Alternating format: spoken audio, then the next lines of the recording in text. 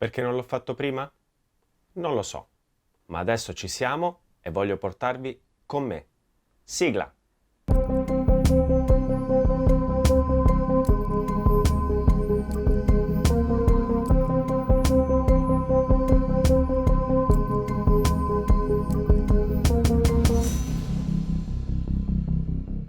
Vi siete mai chiesti quanti luoghi iconici avete visitato e magari immortalato nel corso della vostra vita? Io, lavorando come fotografo e filmmaker e girando il mondo, ho avuto la possibilità di ammirarne e fotografarne tanti in tutti e 5 i continenti. Da Mont Saint-Michel in Francia, a Nest Point in Scozia, dal Golden Gate in California al Monte Teide a Tenerife. Diciamocelo, il visitare luoghi dove sono state prima di noi migliaia, milioni, forse addirittura miliardi di persone è come appagare una sorta di sete interiore. Ci piace, ma non sappiamo spiegare il perché. Certo è che gran parte di questi luoghi iconici lo erano ben prima dell'avvento dei social media, anche se questi negli ultimi anni hanno avuto un forte impatto. Siamo soliti andare a cercare molto lontano da noi, io per primo, e dimentichiamo che spesso questi luoghi iconici li abbiamo anche dietro casa. Rocca Calascio è il mio luogo iconico dietro casa. Un castello costruito in cima a una montagna, su una cresta a 1460 metri sul livello del mare, con una vista a 360 gradi che spazia dal Corno Grande al Sirente Velino, dai Monti Marsicani fino alla Maiella. Se prendi la macchina, in un'ora e mezza, guidando verso la costa, arrivi al mare. Quando lo racconto ai miei amici americani, vedo la loro testa vacillare. E tutto questo prima di dirgli che in quel posto ci hanno girato anche Lady Hawk.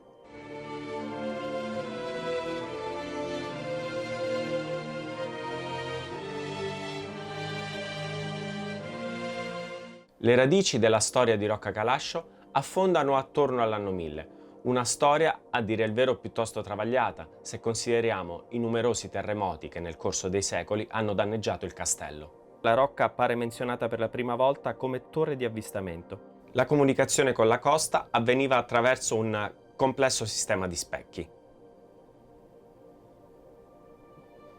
Rocca Calascio è quel luogo dove lasci la macchina, fai un breve percorso di 10 minuti e wow, ti trovi in paradiso. E questo è un po' il problema dei luoghi iconici dietro casa. Siamo un po' assuefatti e dimentichiamo quanto siano straordinari. C'è un altro concetto molto interessante di cui vi vorrei parlare e che ruota attorno al termine iconico. Tra le varie definizioni, il dizionario Treccani ci indica questa, che fa al caso nostro. In storia dell'arte è adoperato talvolta come sinonimo di figurativo, detto di pitture e sculture che si propongono un notevole grado di rassomiglianza o corrispondenza formale con l'oggetto rappresentato. Questo concetto di somiglianza ci riporta alla mente le innumerevoli riproposizioni, a dire il vero un po' all'infinito, sia di alcuni luoghi iconici, sia di alcuni stili. C'è persino una pagina Instagram dedicata a questo.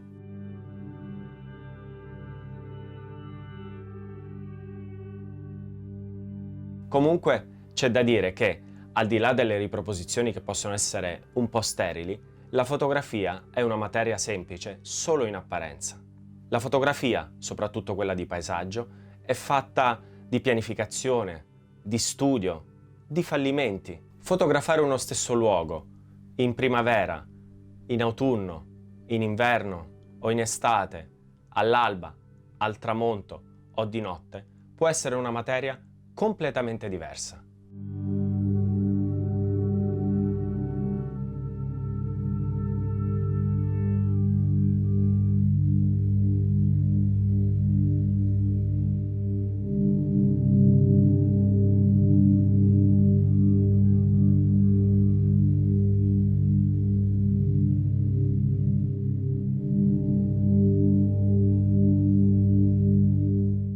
Spesso questi luoghi, e Rocca Calascio non fa eccezione, possono nascondere angoli davvero sorprendenti.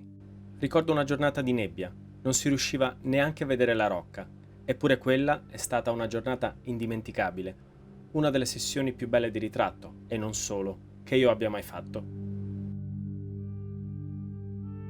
Questo mi pare il momento giusto per andare a dare un'occhiata più da vicino a Rocca Calascio.